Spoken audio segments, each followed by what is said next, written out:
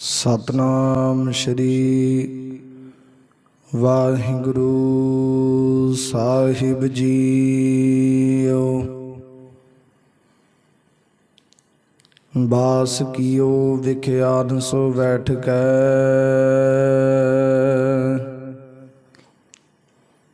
ऐसे ही ऐसे सो वैस बतायो।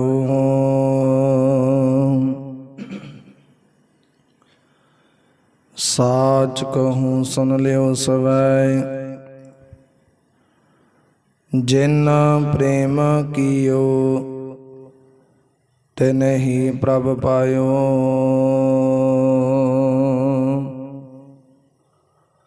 दो कालं प्रणासी दयालं स्वरूपे, सदा अंग संगे अपंगं बेपूते। अब रक्षा मेरी तुम करो, सिख उबार सिख संगरो। सिख उबार असिख संगरो।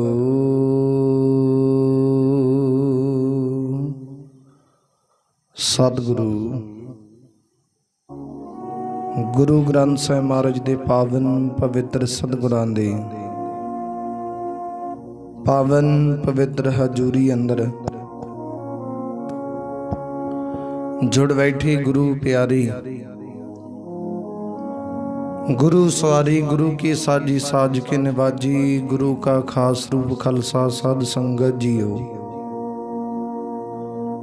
आओ कुछ समय लई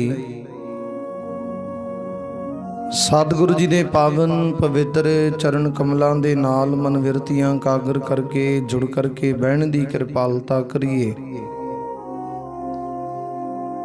समय और सवासां नूं सफला करिए। सतगुरां दियां खुशियां प्राप्त करना करिए। चल रही लड़ीवार शब्द विचार कथा गुरबाणी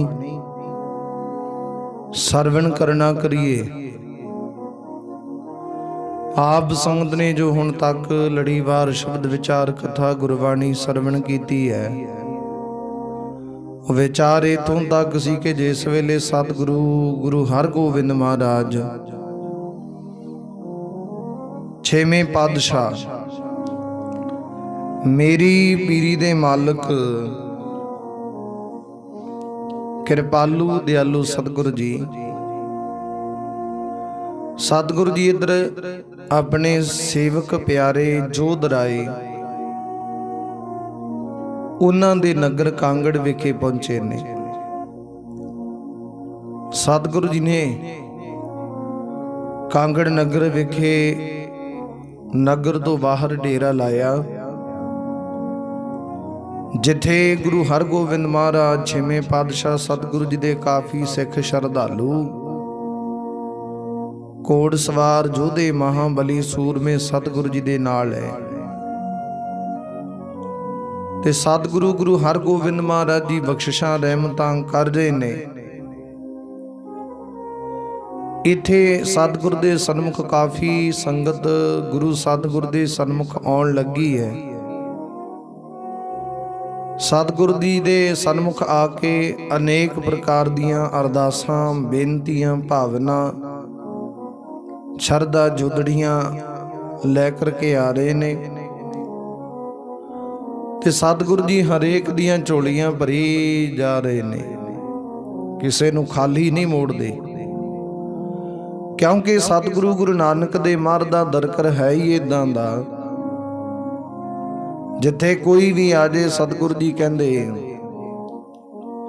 कदाचित भी किसी प्रकार कोई मनुख खाली नहीं जाता, क्योंकि सतगुरु दा दर है निमाणियां दा मान, निताणियां दा ताण, निउटियां दी ऊट, निआसरियां दे आसरे, निगत्तियां दा गत, निपत्तियां दा पद, निधिरियां दी धिर। सतगुरु दा दर है ही इदां दा। ਇੱਥੇ ਆ ਕੇ ਅਨੇਕ ਪ੍ਰਕਾਰ ਦੀਆਂ ਅਰਦਾਸਾਂ ਬੇਨਤੀਆਂ ਭਾਵਨਾ ਸਹਿਤ ਸੰਗਤ ਲੈ ਕੇ ਆਉਂਦੀਆਂ ਤੇ ਭਾਵਨਾ ਪੂਰੀਆਂ ਹੋ ਰਹੀਆਂ ਨੇ। ਉਸ ਵੇਲੇ ਸਤਿਗੁਰੂ ਗੁਰੂ ਹਰਗੋਬਿੰਦ ਮਹਾਰਾਜ ਛੇਵੇਂ ਪਾਤਸ਼ਾਹ ਸਤਿਗੁਰੂ ਜੀ ਦਾ ਬਖਸ਼ਿਸ਼ਾਂ ਰਹਿਮਤਾਂ ਵਰਤਾ ਰਹੇ ਨੇ। ਸਤਿਗੁਰੂ ਜੀ ਦੀ ਕਿਰਪਾ ਵਰਤੀ ਹੈ ਤੇ ਕਹਿੰਦੇ ਸਮਾਂ ਬਤੀਤ ਹੁੰਦਾ ਗਿਆ। ਜਦੋਂ ਸੰਗਤ ਕਾਫੀ ਆਉਣ ਲੱਗੀ ਤੇ ਸਤਿਗੁਰ ਨੇ ਹੁਕਮ ਕੀਤਾ ਸਿੱਖਾਂ ਨੂੰ, ਸਿੱਖੋ ਬਈ ਸੰਗਤ ਕਾਫੀ ਆਉਂਦੀ ਹੈ ਤੇ ਜਲ ਪਾਣੀ ਦਾ ਪ੍ਰਬੰਧ ਵੀ ਕਰਨਾ ਚਾਹੀਦਾ ਸੰਗਤਾਂ ਵਾਸਤੇ, ਸਿੱਖਾਂ ਵਾਸਤੇ। ਇਸ ਕਰਕੇ ਤੁਸੀਂ ਇਉਂ ਕਰੋ, ਇੱਥੇ ਵੱਡੇ ਪੱਧਰ ਤੇ ਜਲ ਪਾਣੀ ਪ੍ਰਸ਼ਾਦਾ ਪਾਣੀ ਤਿਆਰ ਕਰਨ ਵਾਸਤੇ ਇੱਕ ਵੱਡਾ ਟੋਆ ਪੁੱਟੋ, ਜਿਹਦੇ ਵਿੱਚ ਜਲ ਪਾਣੀ ਪ੍ਰਸ਼ਾਦਾ ਪਾਣੀ ਤਿਆਰ ਕੀਤਾ ਜਾਵੇ। ਉਹ ਵੱਡਾ ਇੱਕ ਇਹ ਕਹਿ ਲੋ ਕਿ ਚੁਰ ਬਣਾਈ ਜਾਵੇ, ਵੱਡਾ ਚੁੱਲ੍ਹਾ ਬਣਾਇਆ ਜਾਵੇ। ਉਸ ਵੇਲੇ ਸਿੱਖਾਂ ਨੇ ਸਤਿਗੁਰ ਦੇ ਹੁਕਮ ਦੇ ਅਨੁਸਾਰ ਉੱਥੋਂ ਇੱਕ ਟੋਆ ਪੁੱਟਿਆ ਤੇ ਜਦੋਂ ਥੋੜਾ ਜਿਹਾ ਟੋਆ ਪੁੱਟਿਆ ਤੇ ਉਸ ਟੋਏ ਪੁੱਟਣ ਦੇ ਕਾਰਨ ਕਰਕੇ ਉੱਥੋਂ ਮਨੁੱਖੇ ਸਰੀਰ ਦੇ ਪਿੰਜਰ ਨਿਕਲੇ, ਹੱਡੀਆਂ ਨਿਕਲੀਆਂ ਤੇ ਹੋਰ ਖੁਦਾਈ ਕੀਤੀ ਥੋੜੀ ਜਿਹੀ ਡੂੰਘਾਈ ਦੇ ਵਿੱਚ ਕਾਫੀ ਸਰੀਰ ਮਨੁੱਖਾਂ ਦੇ ਮਰਦਕ ਹੋਏ, ਜਿਵੇਂ ਦਫਨਾਏ ਹੋਣ, ਉਹਨਾਂ ਦੇ ਪਿੰਜਰ ਨਿਕਲੇ ਵਿੱਚੋਂ ਤੇ ਪਿੰਜਰਾਂ ਦੇ ਢੇਰ ਲੱਗ ਗਏ। ਜਦੋਂ ਕਾਫੀ ਖੁਦਾਈ ਕੀਤੀ ਗਈ ਤੇ ਖੁਦਾਈ ਕਰਦੇ ਕਰਦੇ ਇੱਕ ਉਸ ਪਿੰਜਰਾਂ ਦੇ ਵਿੱਚੋਂ, ਹੱਡੀਆਂ ਦੇ ਵਿੱਚੋਂ ਇੱਕ ਏਦਾਂ ਦਾ ਪਿੰਜਰ ਨਿਕਲਿਆ ਜਿਹੜਾ ਕਿ ਦੇਖਣ ਨੂੰ ਵੱਖਰਾ ਪ੍ਰਾਪਤ ਹੋ ਰਿਹਾ, ਦਿਸ ਰਿਹਾ। ਜਿਸ ਪਿੰਜਰ ਦੇ ਉੱਤੇ ਇਹ ਕਹਿ ਲਈ ਕਿ ਪ੍ਰਮਾਤਮਾ ਵੱਲੋਂ ਵੱਖਰੀ ਮੋਹਰ ਲੱਗੀ ਹੈ। ਸਤਿਗੁਰੂ ਜੀ ਦੀ ਕਿਰਪਾ ਦੇ ਨਾਲ ਸਿੱਖਾਂ ਨੇ ਗੁਰੂ ਸਤਿਗੁਰੂ ਜੀ ਤੱਕ ਗੱਲ ਪਹੁੰਚਾ ਦਿੱਤੀ। ਭਾਈ ਵਿਧੀ ਚੰਦ ਵਰਗੇ, ਭਾਈ ਜੋਧ ਰਾਏ ਵਰਗੇ ਸਤਿਗੁਰੂ ਜੀ ਖੁਦ ਆਪ ਕਹਿੰਦੇ ਚੱਲ ਕੇ ਉੱਥੇ ਪਹੁੰਚੇ। ਕੀ ਵੇਖਦੇ ਨੇ ਕਿ ਮਨੁੱਖੇ ਸਰੀਰਾਂ ਦੇ ਜਿਹੜੇ ਹੱਡੀਆਂ ਦੇ ਪਿੰਜਰ ਨੇ ਉਹਨਾਂ ਦਾ ਢੇਰ ਲੱਗ ਚੁੱਕਿਆ ਤੇ ਕਾਫੀ ਨਿਕਲੇ ਨੇ। ਉਹਨਾਂ ਵਿੱਚੋਂ ਇੱਕ ਪਿੰਜਰ, ਇੱਕ ਸਰੀਰ ਇਦਾਂ ਦਾ ਜਿਹੜਾ ਕਿ ਵੱਖਰੇ ਰੂਪ ਤੇ ਆ, ਜਿਵੇਂ ਪ੍ਰਮਾਤਮਾ ਵੱਲੋਂ ਦੇ ਪਿੰਜਰ ਦੇ ਉੱਤੇ ਵੱਖਰੀ ਮੋਹਰ ਲੱਗੀ ਹੋਵੇ, ਵੱਖਰੀ ਬਖਸ਼ਿਸ਼ ਰਹਿਮਤ ਪ੍ਰਾਪਤ ਹੋਈ ਹੋਵੇ। ਤੇ ਉਸ ਵੇਲੇ ਸਿੱਖਾਂ ਨੇ ਪੁੱਛਿਆ,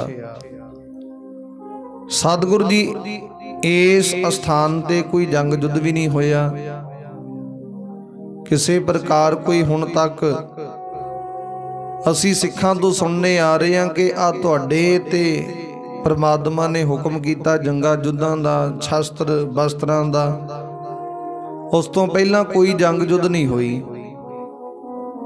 ਸਿੱਖ ਧਰਮ ਦੇ ਅੰਦਰ।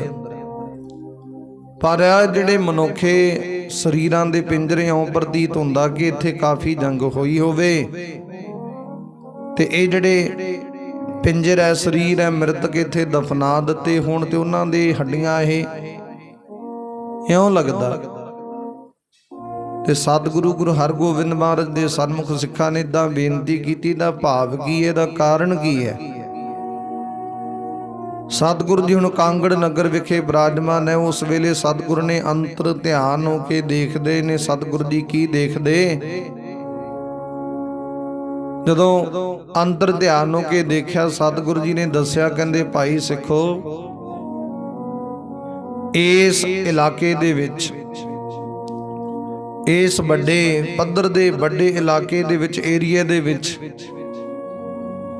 ਸਮਾਂ ਪੈ ਕੇ ਕਹਿੰਦੇ ਇਹੋ ਜਿਹਾ ਸਮਾਂ ਆਇਆ ਸੀ ਕਿ ਕਿਸੇ ਪ੍ਰਕਾਰ ਕੋਈ ਮੀਂਹ ਨਹੀਂ ਪਿਆ, ਵਰਖਾ ਨਹੀਂ ਹੋਈ।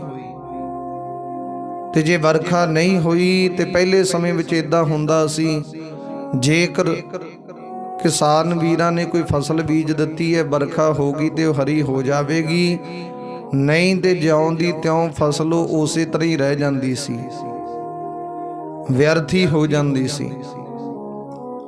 ते सतगुरु जी कहते इत्थे मींह बरखा कदाचित भी नहीं हुई, वो जिहड़ी फसल सी जिन्ना भी उस तरह वो रह गया सब कुछ। कहते कदाचित कोई प्राप्ति नहीं हुई। ते जे फसल हुंदी ते खाण पीण नूं प्रजा वास्ते इलाके विच लोगां वास्ते कुछ आउंदा, जिन्ना कोले सी सब कुछ खा लिया, मुका लिया, प्राप्त कर लिया। पर कहंदे जदों कुछ बचिया ना ते ये कह लो, कहंदे इत्थे काल पै गया, भुख मरी शुरू होनी लग पई, लोग भुख दे नाल मरने शुरू हो गए। उस वेले सतगुरु जी दसदे, कहंदे इत्थे लोगां दे विच बड़ा काल पै गया, वो मरने शुरू हो गए ते भुख दे नाल मरदे गए। आखिरकार कहंदे ना ते इदां दा समा आ गया, तड़फ तड़फ के भुखे प्यासे अपने शरीर विचों जान गवा चुके सन। वो ताकत वो समर्था शरीर विच नहीं रही, इन्हां दे भुख दे कारण करके, प्यास दे कारण करके हौली हौली कहंदे शरीर विचों जान निकली शुरू हो गई, लोग मरने शुरू हो गए। ते ये लोग घरां तो निकल के बाहर आपो अपनी मर्जी अनुसार टोले बना के जिधर नूं जी करदा सी उधर नूं तुर पैंदे सन। ते इत्थे सतगुरु जी कहंदे जंगल बियाबान सी ते लोग इत्थे इकट्ठे होके आए ते कहंदे इत्थे आके काफ़ी तादाद दे विच एक दिन विच ही काफ़ी लोग मर गए। उन्होंने कहा सतगुरु जी आ जिहड़ा पिंजर है आ वखरे तौर ते है, इहदा भाव की है, इहदा मतलब की है। सतगुरु गुरु हरगोबिंद महाराज छेवें पातशाह सतगुरु जी ने उस वेले दसिया। सतगुरु जी कहंदे सिखो, ये जिहड़ा शरीर है ना पिंजर है, ये कहंदे उस वेले काफ़ी जप तप वाला मनुख सी। ये कह लीए कि परमात्मा दे नज़दीक सी। वो परमात्मा दी वाहिगुरु दी इहदे ते बख्शिश रहमत वरतदी सी। वो परमात्मा इहदे ते बड़े खुश सन, इहनूं रिधियां सदियां प्राप्त होईयां सी। ਇਹਦੇ ਵਿੱਚ ਇੰਨੀ ਤਾਕਤ ਸੀ, ਸਮਰੱਥਾ ਸੀ। ਕਹਿੰਦੇ 6 ਪ੍ਰਕਾਰ ਦਾ ਭੋਜਨ ਆਪਣੀ ਤਾਕਤ ਦੇ ਨਾਲ, ਸ਼ਕਤੀ ਦੇ ਨਾਲ ਬਣਾ ਸਕਦਾ ਸੀ। 6 ਪ੍ਰਕਾਰ ਦਾ ਉਸ ਵੇਲੇ ਜਦੋਂ ਦੱਸਿਆ, ਕਹਿੰਦੇ ਇਹਦੇ ਵਿੱਚ ਇੰਨੀ ਤਾਕਤ ਸੀ, ਪਰ ਇਹਨੇ ਪ੍ਰਮਾਤਮਾ ਦੀ ਰਜ਼ਾ ਨੂੰ, ਪ੍ਰਮਾਤਮਾ ਦੇ ਭਾਣੇ ਨੂੰ ਸੱਤ ਕਰਕੇ ਮੰਨਿਆ।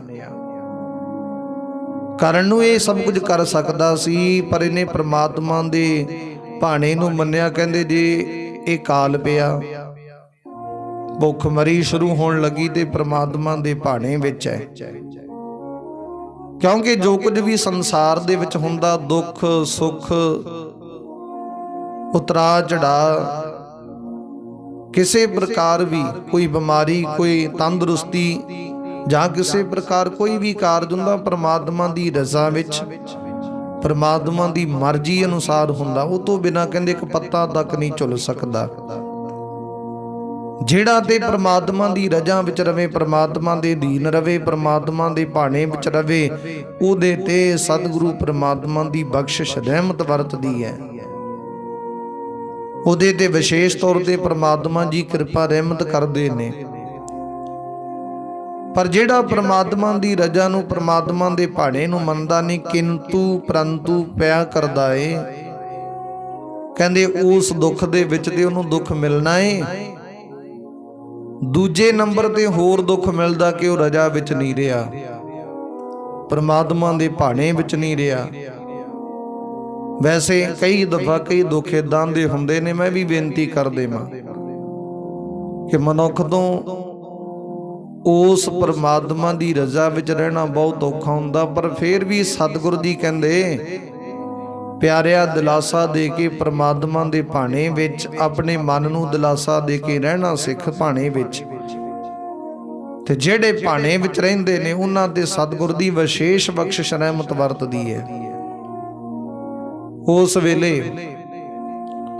ਸਤਿਗੁਰ ਨੇ ਦੱਸਿਆ, ਕਹਿੰਦੇ ਇਹ ਗੁਰੂ ਦਾ ਪਿਆਰਾ, ਗੁਰੂ ਦਾ ਸੇਵਕ ਕਹਿੰਦੇ ਭਾਣੇ ਵਿੱਚ ਰਿਹਾ। ਇਹਨੇ ਆਪਣੀ ਤਾਕਤ ਦੇ ਨਾਲ, ਸ਼ਕਤੀ ਦੇ ਨਾਲ 6 ਪ੍ਰਕਾਰ ਦੇ ਭੋਜਨ ਤਿਆਰ ਨਹੀਂ ਕੀਤੇ। ਹਾਲਾਂਕਿ ਕਰ ਸਕਦਾ ਸੀ। ਉਹ ਭਾਣੇ ਵਿੱਚ ਰਹਿ ਕੇ ਨੇ ਆਪਣਾ ਜੀਵਨ ਭੁੱਖ ਦੇ ਨਾਲ ਨਾਲ ਕਹਿੰਦੇ ਹੌਲੀ ਹੌਲੀ ਭੁੱਖ ਪਿਆਸ ਦੇ ਨਾਲ ਇਹ ਵੀ ਮਰਦਾ ਗਿਆ, ਇਹ ਵੀ ਉਸੇ ਦਿਨ ਹੀ ਮਰ ਗਿਆ। ਤੇ ਜਿਹੜੇ ਉਹਨਾਂ ਵਿੱਚੋਂ ਲੋਕ ਜੀਵਤ ਸਨ ਬਚ ਗਏ, ਉਹਨਾਂ ਨੇ ਵੱਡਾ ਟੂਆ ਪੁੱਟਿਆ। ਪੁੱਟ ਕੇ ਜਿੰਨੇ ਵੀ ਲੋਕ ਮਰ ਚੁੱਕੇ ਸਨ ਉਸ ਦਿਨ, ਇੱਕੋ ਦਿਨ, ਤੇ ਉਹਨਾਂ ਦੇ ਸਰੀਰਾਂ ਨੂੰ ਇੱਥੇ ਦਫਨਾ ਦਿੱਤਾ ਗਿਆ ਸੀ। ਇਹ ਹੁਣ ਸਰੀਰ, ਇਹ ਪਿੰਜਰ ਉਹਨਾਂ ਲੋਕਾਂ ਦੇ ਆ ਇਹ। ਤੇ ਸਤਿਗੁਰੂ ਜੀ ਨੇ ਜਦੋਂ ਇਦਾਂ ਦੱਸਿਆ ਤੇ ਉਸ ਵੇਲੇ ਗੁਰੂ ਦੇ ਸਿੱਖ, ਗੁਰੂ ਦੇ ਪਿਆਰੇ, ਗੁਰੂ ਦੇ ਸ਼ਰਧਾਲੂ ਸੁਣ ਕੇ ਇਸ ਵਾਰਤਾ ਨੂੰ, ਇਸ ਕਥਾ ਨੂੰ ਬੜੇ ਅਚਰਜ ਹੋਏ ਨੇ। ਉਹ ਕਹਿੰਦੇ ਇਦਾਂ ਪ੍ਰਮਾਤਮਾ ਦੇ ਭਾਣੇ ਵਿੱਚ ਰਹੀਏ ਤੇ ਸਤਿਗੁਰੂ ਦੀ ਬਖਸ਼ਿਸ਼ ਰਹਿਮਤ ਬਹੁਤ ਥੋੜੇ ਸਮੇਂ ਵਿੱਚ ਵਰਤਾ ਦਿੰਦੇ ਨੇ। ਤੇ ਉਸ ਵੇਲੇ ਕਹਿੰਦੇ ਸਮਾਂ ਬਤੀਤ ਹੋਇਆ, ਉਸ ਥਾਂ ਨੂੰ ਛੱਡ ਕੇ ਦੂਜੀ ਥਾਂ ਤੇ ਸਿੱਖਾਂ ਨੇ ਦੁਆਰਾ ਵੱਡੇ ਪੱਧਰ ਤੇ ਉਹ ਚੁਰ ਪੁੱਟਣ ਵਾਸਤੇ, ਚੁਰ ਬਣਾਉਣ ਵਾਸਤੇ, ਚੁੱਲ੍ਹੇ ਬਣਾਉਣ ਵਾਸਤੇ, ਜਲ ਪਾਣੀ ਤਿਆਰ ਕਰਨ ਵਾਸਤੇ ਟੂਆ ਪੁੱਟਿਆ। ਦੂਜੇ ਥਾਂ ਤੇ ਟੂਆ ਪੁੱਟ ਕੇ ਪ੍ਰਸ਼ਾਦਾ ਪਾਣੀ ਤਿਆਰ ਕਰਨ ਵਾਸਤੇ ਜਗ੍ਹਾ ਬਣਾਈ। ਵੱਡੇ ਪੱਧਰ ਤੇ ਪ੍ਰਸ਼ਾਦਾ, ਜਲ ਪਾਣੀ ਤਿਆਰ ਹੋਣ ਲੱਗਿਆ ਤੇ ਸੰਗਤਾਂ ਦੂਰੋਂ ਦੂਰੋਂ ਆ ਕੇ ਸਤਿਗੁਰ ਦੇ ਸਨਮੁਖ ਨਤਮਸਤਕ ਹੋਣ ਲੱਗੀਆਂ ਨੇ। ਗੁਰੂ ਸਤਿਗੁਰ ਜੀ ਦੇ ਸਨਮੁਖ ਭਾਵਨਾ ਪੂਰੀਆਂ ਕਰ ਲੱਗੀਆਂ। ਇਦਾਂ ਸਤਿਗੁਰ ਦੀ ਕਿਰਪਾ ਰਹਿਮਤ ਵਰਤੀ ਹੈ।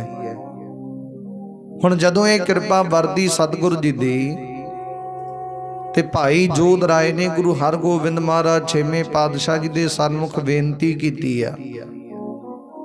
ਕਹਿਣ ਲੱਗੇ, ਸਤਿਗੁਰ ਜੀ, ਆਪ ਜੀ ਨੂੰ ਇੱਥੇ ਨਗਰ ਵਿੱਚ ਆਇਆਂ ਨੂੰ ਕੁਝ ਕੁ ਦਿਨ ਬਤੀਤ ਹੋ ਗਏ ਨੇ। ਮੇਰੀ ਅਰਦਾਸ ਹੈ, ਬੇਨਤੀ ਜੋਦੜੀ ਹੈ ਕਿ ਆਪ ਜੀ ਮੇਰੇ ਘਰ ਵਿੱਚ ਚੱਲੋ, ਚਰਨ ਪਾਓ ਤੇ ਸਾਨੂੰ ਸੇਵਾ ਕਰਨ ਦਾ ਮੌਕਾ ਦਿਓ। ਇਹ ਬੇਨਤੀ ਕੀਤੀ ਜੋਧ ਰਾਏ ਨੇ। ਉਸ ਵੇਲੇ ਸਤਿਗੁਰੂ ਗੁਰੂ ਹਰਗੋਬਿੰਦ ਮਹਾਰਾਜ ਨੂੰ ਜਦੋਂ ਬੇਨਤੀ ਕੀਤੀ ਹੈ, ਕਹਿਣ ਲੱਗਾ, ਜੀ ਆਪ ਜੀ ਕਿਰਪਾ ਕਰੋ, ਇਹ ਸੇਵਾ ਦਾ ਮੌਕਾ ਜ਼ਰੂਰ ਦਿਓ ਸਾਨੂੰ। ਬਾਅਦ ਵਿੱਚ ਜਿਵੇਂ ਤੁਹਾਡੀ ਮਰਜ਼ੀ ਹੋਵੇ, ਜਿਵੇਂ ਤੁਹਾਡੀ ਆਗਿਆ ਹੋਵੇ, ਸੱਦ ਕਰਕੇ ਮੰਨਗੇ। ਸਤਿਗੁਰੂ ਜੀ ਨੇ ਖੁਸ਼ ਹੋ ਕੇ ਭਾਈ ਜੋਧ ਰਾਏ ਨੂੰ ਸੇਵਾ ਦਾ ਜਿਹੜਾ ਉਪਕਾਰ ਬਖਸ਼ਿਸ਼ ਰਹਿਮਤ ਕੀਤਾ। ਗੁਰੂ ਸਤਿਗੁਰੂ ਜੀ ਨੇ ਕਹਿੰਦੇ, ਭਾਈ ਜੋਧ ਰਾਏ ਜੀ, ਅਵਸ਼ ਅਸੀਂ ਤੁਹਾਡੇ ਤੋਂ ਤੁਹਾਨੂੰ ਸੇਵਾ ਪ੍ਰਦਾਨ ਕਰਨ ਲੱਗੇ ਆ। ਸਤਿਗੁਰੂ ਜੀ ਕਹਿੰਦੇ, ਬੜੇ ਖੁਸ਼ ਹਾਂ ਅਸੀਂ ਤੁਹਾਡੇ ਤੋਂ। ਤੁਸੀਂ ਪਹਿਲਾਂ ਵੀ ਬਹੁਤ ਗੁਰੂ ਨਾਨਕ ਦੇ ਦਰ ਘਰ ਵਿਖੇ ਸੇਵਾ ਕੀਤੀ ਹੈ। ਨਿਥਾਣੇ ਨਗਰ ਵਿਖੇ ਚੱਲ ਕੇ ਉੱਥੇ ਵੱਡੇ ਪੱਧਰ ਤੇ 35,000 ਫੌਜ ਦੇ ਨਾਲ ਸਾਡੇ ਨਾਲ ਡਟ ਕੇ ਉਹਨਾਂ ਦਾ ਮੁਕਾਬਲਾ ਕੀਤਾ। ਇਹ ਬਹੁਤ ਵੱਡੀ ਸੇਵਾ ਤੁਹਾਡੀ।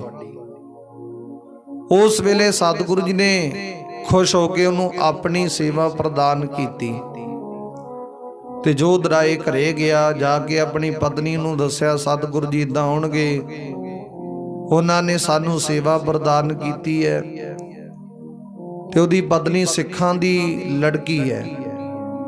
ਉਹ ਸੁਣ ਕੇ ਬੜੀ ਖੁਸ਼ ਹੋਈ ਹੈ ਕਿ ਸਾਡੇ ਹਿੱਸੇ ਸਤਿਗੁਰ ਦੀ ਸੇਵਾ ਆਈ ਹੈ। ਉਹਨਾਂ ਨੇ ਅਨੇਕ ਪ੍ਰਕਾਰ ਦੇ 36 ਪ੍ਰਕਾਰ ਦੇ ਭੋਜਨ ਤਿਆਰ ਕਰ ਲਏ ਗੁਰੂ ਸਤਿਗੁਰ ਦੇ ਭੋਗ ਲਵਾਉਣ ਨੂੰ। ਸਤਿਗੁਰੂ ਜੀ ਨੂੰ ਬੜੇ ਪਿਆਰ ਸਤਿਕਾਰ ਦੇ ਨਾਲ ਜੋਧ ਰਾਏ ਜੀ ਆਪਣੇ ਘਰ ਦੇ ਵਿੱਚ ਮਹਿਲਾਂ ਵਿੱਚ ਲੈ ਕੇ ਗਿਆ ਤੇ ਸਤਿਗੁਰੂ ਜੀ ਨੂੰ ਸੁੰਦਰ ਪਲੰਗ ਢਾ ਕੇ ਉੱਤੇ ਸੁੰਦਰ ਵਧੀਆ ਸੁੱਚਾ ਬਸਤਰ ਵਿਛਾ ਦਿੱਤਾ ਗਿਆ, ਵਿਛਾਉਣਾ ਲਾ ਦਿੱਤਾ ਗਿਆ। ਤੇ ਸਤਿਗੁਰੂ ਜੀ ਜਦੋਂ ਘਰ ਦੇ ਵਿੱਚ ਪ੍ਰਵੇਸ਼ ਕੀਤੇ, ਪਾਵਨ ਪਵਿੱਤਰ ਚਰਨ ਕਮਲ ਗੁਰੂ ਸਤਿਗੁਰੂ ਦੇ ਘਰ ਦੇ ਵਿੱਚ ਪਏ ਨੇ। ਜੋਧ ਰਾਏ ਤੇ ਇਹਦੀ ਪਤਨੀ ਇਹਦੇ ਘਰ ਦੇ ਬਾਕੀ ਕਹਿੰਦੇ ਬਹੁਤ ਖੁਸ਼ ਹੋਏ ਆ। ਅੱਜ ਸਤਿਗੁਰੂ ਨੇ ਚਰਨ ਪਾ ਕੇ ਇਸ ਸਾਡੇ ਘਰ ਨੂੰ, ਸਾਡੇ ਘਰ ਮਕਾਨ ਨੂੰ ਕਹਿੰਦੇ ਇੱਕ ਤੀਰਥ ਵੱਤ ਬਣਾ ਦਿੱਤਾ। ਤੀਰਥ ਤੋਂ ਵੀ ਵੱਡਾ ਉਪਕਾਰ ਕਰਕੇ ਇਸ ਨੂੰ ਸਤਿਕਾਰਯੋਗ ਬਣਾ ਦਿੱਤਾ। ਤੇ ਜੋਧ ਰਾਏ ਨੇ ਜਦੋਂ ਸਤਿਗੁਰ ਦੇ ਆਉਣ ਤੇ ਸੁਣਿਆ, ਉਹਨੇ ਬੜਾ ਅਦਬ ਸਤਿਕਾਰ ਕੀਤਾ। ਗੁਰੂ ਸਤਿਗੁਰ ਜੀ ਦਾ ਸੁੰਦਰ ਪਲੰਗ ਤੇ ਬਿਠਾਇਆ, ਜਿਹਦੇ ਉੱਤੇ ਵਿਛਾਉਣਾ ਲਾਇਆ ਗਿਆ ਸੀ। ਤੇ ਬਾਅਦ ਵਿੱਚ ਕਹਿੰਦੇ ਬਹੁਤ ਵਧੀਆ ਸੁੰਦਰ ਨਿਰਮਲ ਜਲ ਲੈ ਕੇ ਆਂਦਾ। ਗੁਰੂ ਸਤਿਗੁਰੂ ਜੀ ਦੇ ਪਾਵਨ ਪਵਿੱਤਰ ਚਰਨ ਕਮਲ ਇੱਕ ਬਰਤਨ ਦੇ ਵਿੱਚ ਰੱਖ ਕੇ ਧੋਤੇ ਨੇ। ਜੋਧ ਰਾਏ ਦੀ ਪਤਨੀ ਨੇ ਚਰਨ ਧੋਤੇ ਤੇ ਉਹ ਚਰਨ ਧੋ ਕੇ ਚਰਨਾਮ੍ਰਿਤ ਪ੍ਰਾਪਤ ਕੀਤਾ। ਪਹਿਲਾਂ ਕਹਿੰਦੇ ਗੁਰੂ ਤੇਗ ਬਹਾਦਰ ਮਹਾਰਾਜ ਤੱਕ ਕਹਿੰਦੇ ਚਰਨਾਮ੍ਰਿਤ ਪ੍ਰਾਪਤ ਕਰਨ ਦੀ ਮਰਿਆਦਾ ਸੀ। ਚਰਨਾਮ੍ਰਿਤ ਦਾ ਭਾਵ ਹੈ ਕਿ ਸਤਿਗੁਰ ਦੇ ਚਰਨ ਧੋ ਕੇ ਪ੍ਰਾਪਤ ਕਰਨੇ, ਇਹਨੂੰ ਅੰਮ੍ਰਿਤ ਕਹਿੰਦੇ ਸਨ। ਪਰ ਬਾਅਦ ਵਿੱਚ ਸ੍ਰੀ ਗੁਰੂ ਵਾਹਿਗੁਰੂ ਗੁਰੂ ਗੋਬਿੰਦ ਸਿੰਘ ਮਹਾਰਾਜ ਦਸਮ ਪਾਤਸ਼ਾਹ ਜੀ ਨੇ ਬਖਸ਼ਿਸ਼ ਰਹਿਮਤ ਕੀਤੀ ਹੈ। 1699 ਦੀ ਵਿਸਾਖੀ ਨੂੰ ਕਹਿੰਦੇ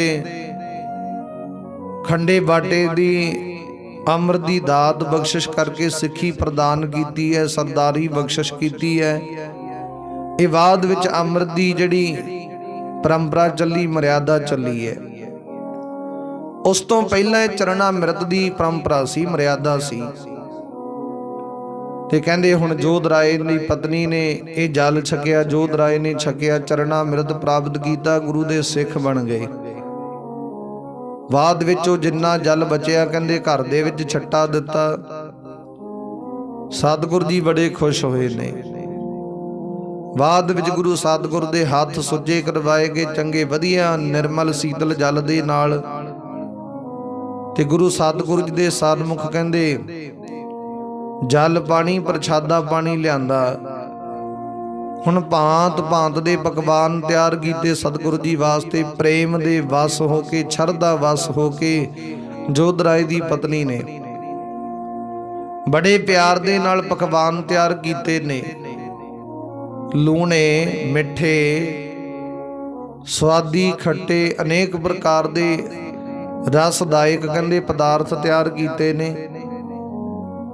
ਥਾਲ ਲਿਆਂਦਾ ਵੱਡਾ ਪਰੋਸ ਕੇ, ਨਾਲ ਜਲ ਲੈ ਕੇ ਆਂਦਾ, ਗੁਰੂ ਸਤਿਗੁਰ ਦੇ ਸਨਮੁਖ ਰੱਖਿਆ। ਤੇ ਸਤਿਗੁਰੂ ਜੀ ਨੇ ਆਨੰਦ ਸਹਿਤ ਕਹਿੰਦੇ ਜਦੋਂ ਜਲ ਪਾਣੀ ਛਕਿਆ ਤੇ ਸਤਿਗੁਰੂ ਗੁਰੂ ਹਰਗੋਬਿੰਦ ਮਹਾਰਾਜ ਨੇ ਅਨੇਕ ਪ੍ਰਕਾਰ ਦੀਆਂ ਆਸੀਸਾਂ ਦਿੱਤੀਆਂ ਨੇ। ਬੜੇ ਖੁਸ਼ ਹੋਏ ਨੇ ਉਹ ਸੇਵਾ ਕਰਕੇ। ਸਤਿਗੁਰੂ ਜੀ ਪ੍ਰਸ਼ਾਦਾ ਛਕ ਕੇ ਬੜੇ ਖੁਸ਼ ਹੋਏ ਨੇ। ਤੇ ਜਦੋਂ ਸਤਿਗੁਰ ਦੀ ਕਿਰਪਾ ਰਹਿਮਤ ਵਰਦੀ ਹੈ, ਸਤਿਗੁਰੂ ਜੀ ਨੇ ਜੋਧ ਰਾਏ ਨੂੰ ਤੇ ਉਹਦੀ ਪਤਨੀ ਨੂੰ ਅਸੀਸਾਂ ਦਿੱਤੀਆਂ। ਕਹਿੰਦੇ ਭਾਈ ਤੁਹਾਡੇ ਤੇ ਗੁਰੂ ਨਾਨਕ ਸਤਿਗੁਰ ਦੀ ਕਿਰਪਾ ਰਹਿਮਤ ਬਣੀ ਰਵੇ। ਤੁਹਾਨੂੰ ਗੁਰੂ ਨਾਨਕ ਸਤਿਗੁਰੂ ਜੀ ਚੇਤੇ ਆਉਂਦੇ ਰਹਿਣ। ਦੁੱਖ ਤਕਲੀਫ ਕਦਾਚਿਤ ਵੀ ਤੁਹਾਡੇ ਨਜ਼ਦੀਕ ਨਾ ਆਵੇ। ਤੁਹਾਡੇ ਪਰਿਵਾਰ ਤੇ ਸਤਿਗੁਰ ਦੀ ਬਖਸ਼ਿਸ਼ ਰਹਿਮਤ ਬਣੀ ਰਵੇ। ਉਸ ਵੇਲੇ ਜੋਧ ਰਾਏ ਨੇ ਸਤਿਗੁਰ ਦੇ ਚਰਨਾਂ ਤੇ ਨਮਸਕਾਰ ਕੀਤੀ ਤੇ ਸਤਿਗੁਰ ਨੇ ਹੋਰ ਵਧੇਰੇ ਬਖਸ਼ਿਸ਼ ਰਹਿਮਤ ਕੀਤੀ। ਕਹਿੰਦੇ ਤੁਸੀਂ ਇਸ ਫਾਨੀ ਸੰਸਾਰ ਦੇ ਵਿੱਚੋਂ ਜਨਮ ਮਰਨ ਦੇ ਚੱਕਰਾਂ ਤੋਂ ਰਹਿਤ ਹੋ ਜਾਵੋ, ਤੁਹਾਡੇ ਤੇ ਬਖਸ਼ਿਸ਼ ਰਹਿਮਤ ਬਣ ਜਾਵੇ। ਉਸ ਵੇਲੇ ਜਦੋਂ ਇਦਾਂ ਦੀਆਂ ਅਸੀਸਾਂ ਦਿੱਤੀਆਂ ਤੇ ਜੋਧ ਰਾਏ ਨੇ ਬੇਨਤੀ ਕੀਤੀ, ਸਤਿਗੁਰੂ ਜੀ ਸਾਡੀ ਜਿਹੜੀ ਅੰਸ਼ ਵੰਸ਼ ਹੈ ਆਪ ਜੀ ਦੇ ਦਰਕਾਰ ਦੇ ਨਾਲ ਜੁੜੀ ਰਵੇ, ਕਿਰਪਾ ਰਹਿਮਤ ਬਣੇ। ਉਸ ਵੇਲੇ ਆਪ ਜੀ ਕਿਰਪਾ ਕਰਿਓ। ਕਹਿੰਦੇ ਸਾਡੇ ਨਗਰ ਵਿੱਚ ਇੱਧਰ ਜਦੋਂ ਕਿਤੇ ਵੀ ਆਉਂਦੇ ਜਾਂਦੇ, ਇੱਧਰ ਇਲਾਕੇ ਵਿੱਚ ਆਏ ਤੇ ਸਾਡੇ ਨਗਰ ਵਿੱਚ ਘਰ ਪਰਿਵਾਰ ਵਿੱਚ ਜ਼ਰੂਰ ਚਰਨ ਪਾ ਕੇ ਜਾਇਆ ਕਰੋ। ਸਤਿਗੁਰੂ ਜੀ ਨੇ ਹੁਕਮ ਕੀਤਾ, ਭਾਈ ਜੋਧ ਰਾਏ ਜੀ ਸਾਡੇ ਤੋਂ ਬਾਅਦ ਸਾਡੇ ਅਗਲੇ ਰੂਪ ਸੱਤਵੇਂ ਰੂਪ ਤੁਹਾਡੇ ਕੋਲੇ ਆਉਣਗੇ, ਤੁਹਾਡੇ ਪਰਿਵਾਰ ਨੂੰ ਸਿੱਖੀ ਪ੍ਰਦਾਨ ਕਰਨਗੇ। ਤੁਹਾਡੇ ਪਰਿਵਾਰ ਵਿੱਚੋਂ ਅੰਸ਼ ਦੇ ਵਿੱਚੋਂ ਸਤਿਗੁਰ ਦੇ ਸਨਮੁਖ ਜੁੜ ਕੇ ਅਨੇਕ ਪ੍ਰਕਾਰ ਦੇ ਬੰਧਨਾਂ ਤੋਂ ਮੁਕਤ ਹੋਣਗੇ। ਇਹ ਸਾਡਾ ਤੁਹਾਡੇ ਨਾਲ ਵਾਅਦਾ ਹੈ। ਤੇ ਕਹਿੰਦੇ ਇਦਾਂ ਦਾ ਸਮਾਂ ਆਵੇਗਾ, ਤੁਹਾਡੇ ਘਰ ਦੇ ਵਿੱਚ ਸਿੱਖੀ ਪ੍ਰਫੁੱਲਤ ਹੋਵੇਗੀ, ਤੁਹਾਡੇ ਉੱਤੇ ਗੁਰੂ ਨਾਨਕ ਦੇ ਮਰ ਦੀ ਬਖਸ਼ਿਸ਼ ਵਰਤੇਗੀ। ਇਦਾਂ ਦੇ ਸਤਿਗੁਰੂ ਜੀ ਅਸੀਸਾਂ ਦੇ ਰਹੇ ਨੇ। ਉਸ ਵੇਲੇ ਜੋਧ ਰਾਏ ਨੇ ਵੀ ਬੇਨਤੀ ਕੀਤੀ, ਸਤਿਗੁਰੂ ਜੀ ਸੱਚੀ ਦਰਗਾਹ ਦੇ ਵਿੱਚ ਆਪ ਜੀ ਦੇ ਚਰਨਾਂ ਦੇ ਵਿੱਚ ਨਿਵਾਸ ਪ੍ਰਾਪਤ ਹੋ ਜਾਵੇ। ਕੋਈ ਪਤਾ ਨਹੀਂ ਕਦੋਂ ਸਮਾਂ ਪੈ ਕੇ ਸਰੀਰ ਨੇ ਫਾਨੀ ਸੰਸਾਰ ਦੇ ਵਿੱਚੋਂ ਚਲੇ ਜਾਣਾ, ਕੋਈ ਪਤਾ ਨਹੀਂ। ਤੇ ਆਪ ਜੀ ਅੰਗ ਸੰਗ ਸਹਾਈ ਹੋਇਓ, ਜਨਮ ਮਰਨ ਦੇ ਚੱਕਰਾਂ ਤੋਂ ਰਹਿਤ ਕਰ ਦਿਓ। ਉਸ ਵੇਲੇ ਸਤਿਗੁਰੂ ਨੇ ਉਪਦੇਸ਼ ਦਿੱਤਾ। ਕਹਿੰਦੇ ਜਿਹੜੇ ਸਤਿਗੁਰੂ ਗੁਰੂ ਨਾਨਕ ਦੇ ਦਰਕਾਰ ਦੇ ਨਾਲ ਜੁੜੇ ਨੇ, ਉਹਨਾਂ ਦੇ ਕਦਾਚਿਤ ਵੀ ਇਦਾਂ ਦਾ ਸਮਾਂ ਪ੍ਰਾਪਤ ਨਹੀਂ ਹੁੰਦਾ। ਸਤਿਗੁਰੂ ਜੀ ਆਪ ਬਾਂਹ ਤੋਂ ਫੜ ਕੇ ਸੱਚੀ ਦਰਗਾਹ ਦੇ ਵਿੱਚ ਅੰਗ ਸੰਗ ਸਹਾਈ ਹੁੰਦੇ ਨੇ। ਉਹਨਾਂ ਦੇ ਸਤਿਗੁਰੂ ਜੀ ਮਦਦਗਾਰ ਹੋ ਜਾਂਦੇ ਨੇ, ਪਰ ਹੁੰਦੇ ਉਹਨਾਂ ਦੇ ਆ ਜਿਨ੍ਹਾਂ ਦੇ ਸਤਿਗੁਰੂ ਦੀ ਮੋਹਰ ਲੱਗੀ, ਸਤਿਗੁਰੂ ਦੀ ਬਖਸ਼ਿਸ਼ ਰਹਿਮਤ ਪ੍ਰਾਪਤ ਹੋਈ ਹੈ। ਉਸ ਵੇਲੇ ਸਤਿਗੁਰੂ ਜੀ ਨੇ ਦੱਸਿਆ, ਕਹਿੰਦੇ ਦੇਖੋ ਉਦਾਹਰਣ ਦੇ ਕੇ ਸਤਿਗੁਰੂ ਜੀ ਸਮਝਾਉਂਦੇ। ਕਹਿੰਦੇ ਜੇ ਕਿਸੇ ਵੀ ਘਰ ਦੇ ਵਿੱਚ ਰੱਖਿਆ ਕੋਈ ਪਾਲਤੂ ਜਾਨਵਰ ਹੈ ਜਾਂ ਕੋਈ ਪਸ਼ੂ ਹੈ, ਪੰਛੀ ਹੈ, ਉਹਦਾ ਜਿਹੜਾ ਮਾਲਕ ਹੈ ਉਹਦੇ ਤੇ ਇੱਕ ਵੱਖਰਾ ਟੈਗ ਲਾਉਂਦਾ, ਮੋਹਰ ਲਾਉਂਦਾ ਕਿ ਇਹਦਾ ਮਾਲਕ ਕੋਈ ਹੈ। ਤੇ ਕਹਿੰਦੇ ਜਿਹਦਾ ਕੋਈ ਮਾਲਕ ਨਹੀਂ ਹੈ, ਜਿਹਦਾ ਕੋਈ ਰੱਖਿਅਕ ਨਹੀਂ ਹੈ, ਉਹਨੂੰ ਕਹਿੰਦੇ ਕੋਈ ਵੀ ਦੁਰਕਾਰ ਸਕਦਾ, ਕੋਈ ਵੀ ਮਾਰ ਸਕਦਾ, ਕੋਈ ਉਹਦੀ ਰੱਖਿਆ ਨਹੀਂ ਕਰ ਸਕਦਾ, ਕੋਈ ਉਹਦੀ ਇੱਜ਼ਤ ਨਹੀਂ ਰੱਖ ਸਕਦਾ।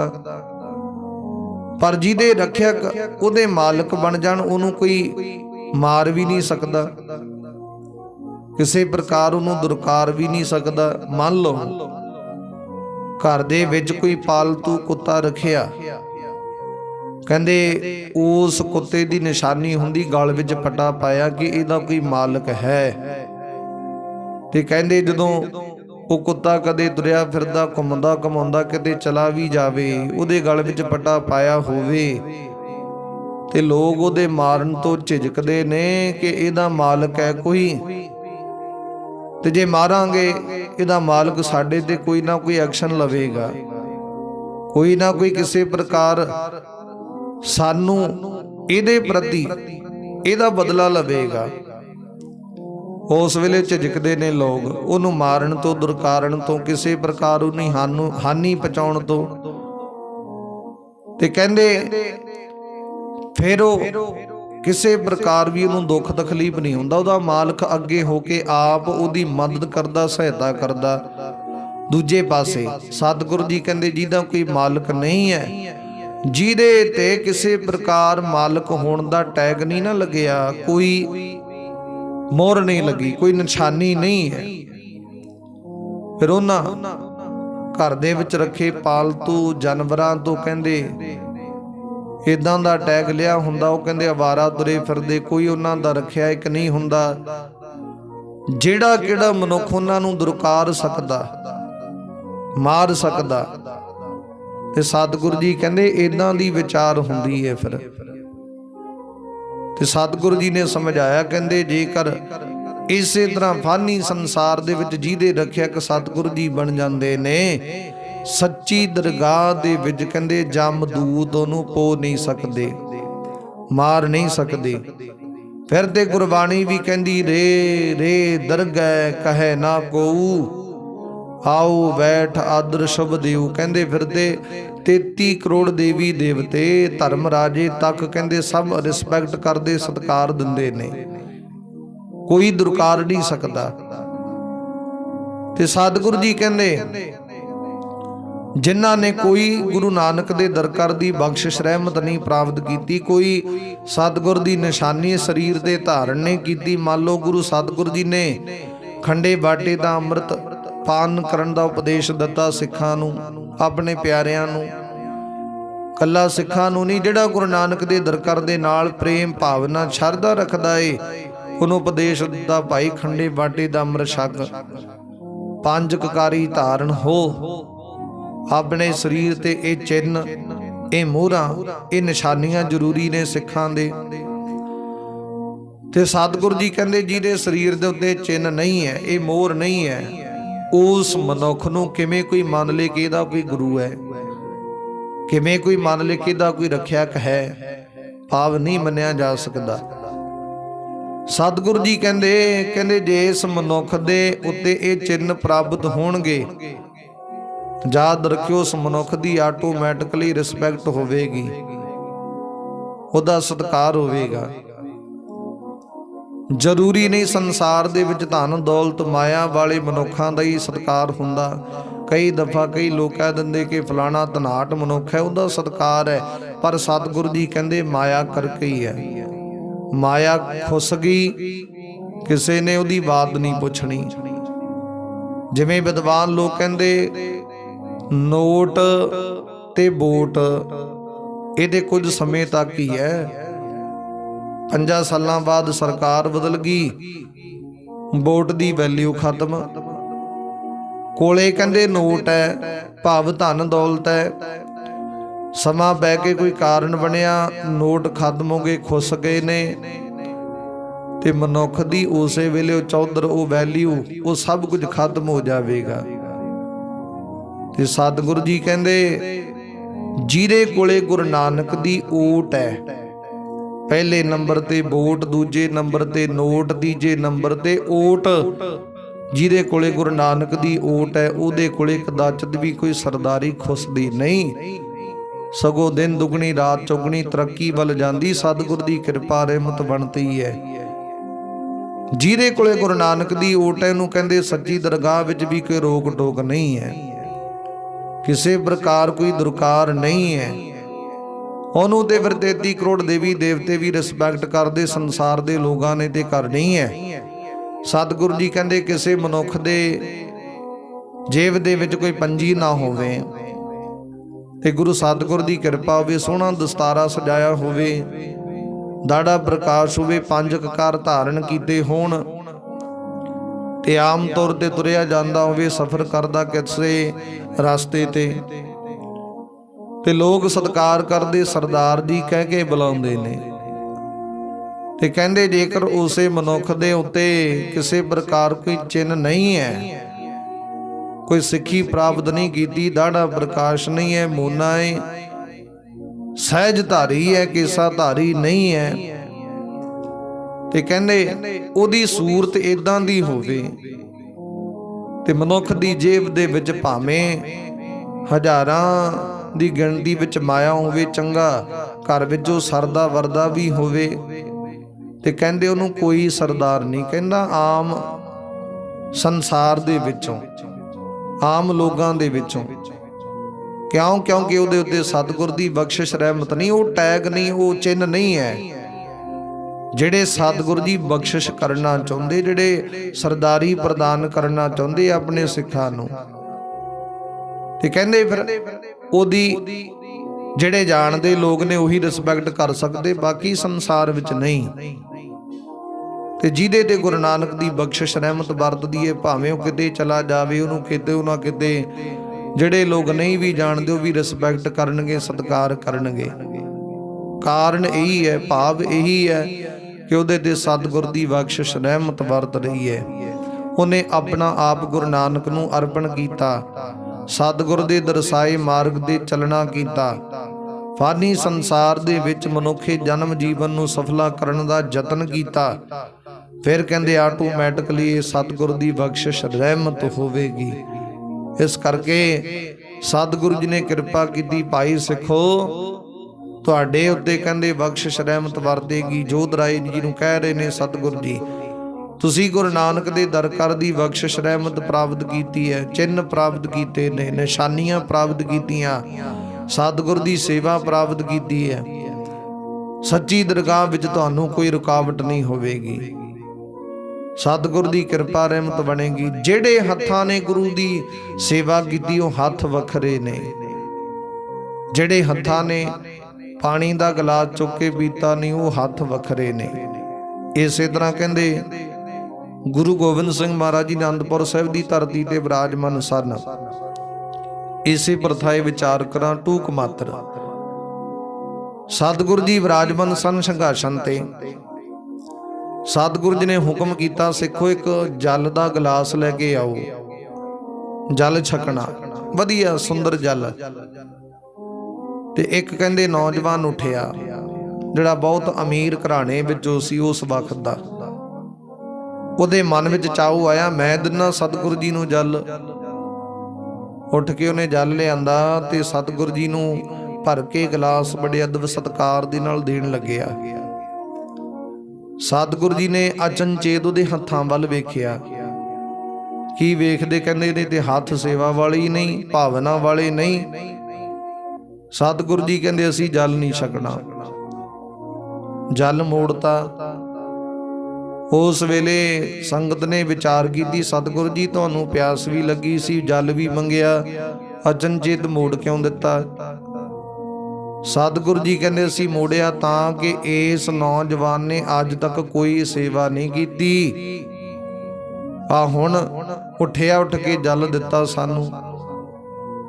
ਪਰ ਅਸੀਂ ਉਹਨਾਂ ਹੱਥਾਂ ਨਾਲ ਕਿਵੇਂ ਉਹਨਾਂ ਤੇ ਬਖਸ਼ਿਸ਼ ਰਹਿਮਤ ਵਰਤਾ ਦੀ, ਉਹਨਾਂ ਤੋਂ ਲੈ ਕੇ ਕੁਝ ਛਕ ਲਈਏ, ਉਹਨਾਂ ਦਾ ਕਿਵੇਂ ਪ੍ਰਵਾਨ ਕਰ ਲਈਏ ਜਿਨ੍ਹਾਂ ਹੱਥਾਂ ਨੇ ਸੇਵਾ ਹੀ ਨਹੀਂ ਕੀਤੀ, ਜਿਨ੍ਹਾਂ ਹੱਥਾਂ ਨੇ ਕਾਲ ਕਮਾਈ ਨਹੀਂ ਕੀਤੀ, ਜਿਨ੍ਹਾਂ ਸਰੀਰਾਂ ਦੇ ਉੱਤੇ ਗੁਰੂ ਨਾਨਕ ਦੀ ਬਖਸ਼ਿਸ਼ ਰਹਿਮਤ ਨਹੀਂ, ਉਹਨਾਂ ਹੱਥਾਂ ਤੋਂ ਅਸੀਂ ਕਿਵੇਂ ਉਹਨਾਂ ਦੀਆਂ ਭੇਟਾਵਾਂ ਪ੍ਰਾਪਤ ਕਰ ਲਈਏ? ਭਾਵ ਨਹੀਂ।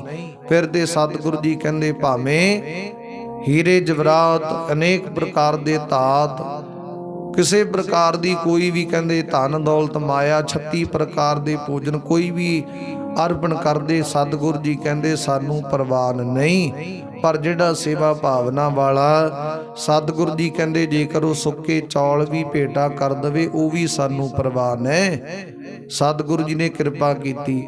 ਭਾਵ ਕਹਿਣ ਦਾ ਇਹ ਹੈ, ਹੁਣ ਸਤਿਗੁਰੂ ਜੀ ਕਹਿੰਦੇ ਦੇਖੋ ਫਾਨੀ ਸੰਸਾਰ ਦੇ ਵਿੱਚ ਜਿਵੇਂ ਗੁਰੂ ਸਤਿਗੁਰੂ ਦੀ ਬਖਸ਼ਿਸ਼ ਰਹਿਮਤ ਵਰਤਦੀ ਹੈ, ਕੋਈ ਉਸ ਮਾਰਗ ਤੇ ਚੱਲੇ ਤੇ ਸਤਿਗੁਰੂ ਜੀ ਅਨੇਕ ਪ੍ਰਕਾਰ ਦੀਆਂ ਬਖਸ਼ਿਸ਼ਾਂ ਵਰਤਾਉਂਦੇ ਨੇ। ਜੋਧਰਾਏ ਨੂੰ ਹੁਕਮ ਕੀਤਾ ਕਿ ਤੇਰਾ ਸੱਚੀ ਦਰਗਾਹ ਦੇ ਵਿੱਚ ਸਤਿਕਾਰ ਹੋਵੇਗਾ, ਰਿਸਪੈਕਟ ਹੋਵੇਗੀ, ਤੇਰੀ ਜਿਹੜੀ ਅੰਸ਼ ਵੰਸ਼ ਹੈ ਉਹ ਸਤਿਗੁਰੂ ਗੁਰੂ ਨਾਨਕ ਦੇ ਦਰਕਾਰ ਦੇ ਨਾਲ ਜੁੜੀ ਰਹੇਗੀ।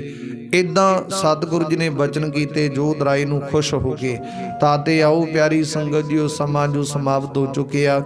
ਰਹਿੰਦੀ ਵਿਚਾਰ ਆਪਾਂ ਕੱਲ ਨੂੰ ਸਰਵਣ ਕਰਾਂਗੇ। ਅੱਗੇ ਸਤਿਗੁਰੂ ਗੁਰੂ ਹਰਗੋਬਿੰਦ ਮਹਾਰਾਜ ਜੀ ਇਧਰ ਇਸ ਕਾਂਗੜ ਨਗਰ ਤੋਂ ਚੱਲ ਕੇ ਸਤਿਗੁਰੂ ਜੀ ਮਾਲਵੇ ਧਰਤੀ ਤੇ ਹੋਰ ਕਿੱਥੇ ਜਾ ਰਹੇ ਨੇ, ਕਿਉਂਕਿ ਹੁਣ ਥੋੜੇ ਸਮੇਂ ਉਪਰੰਤ ਗੁਰੂ ਜੀ ਨੇ ਇੱਥੋਂ ਚਾਲੇ ਪਾਉਣੇ ਆ। ਉਪਰੰਤ ਅਗਲੀ ਜੋ ਸਤਿਗੁਰੂ ਦੀ ਬਖਸ਼ਿਸ਼ ਰਹਿਮਤ ਕਰਨਗੇ ਉਹ ਆਪਾਂ ਕੱਲ ਨੂੰ ਸਰਵਣ ਕਰਾਂਗੇ। ਕਿਵੇਂ ਸਤਿਗੁਰੂ ਜੀ ਕਿਰਪਾ ਕਰਦੇ ਨੇ, ਕਿਵੇਂ ਕਿਵੇਂ ਬਖਸ਼ਿਸ਼ਾਂ ਵਰਤਾਉਂਦੇ ਨੇ, ਰਹਿੰਦੀ ਵਿਚਾਰ ਕੱਲ ਨੂੰ ਸਰਵਣ ਕਰਾਂਗੇ। ਅੱਜ ਦੀ ਵਿਚਾਰ ਇੱਥੋਂ ਤੱਕ ਪ੍ਰਵਾਨ ਕਰਨੀ। ਪਿਆਰਿਓ ਆਓ ਗੁਰੂ ਚਰਨਾਂ ਦੇ ਵਿੱਚ ਸਮਾਪਤੀ ਕਰਨ ਦਾ ਯਤਨ ਕਰੀਏ। ਸਤਿਗੁਰੂ ਜੀ ਕਿਰਪਾ ਕਰਦੇ ਨੇ।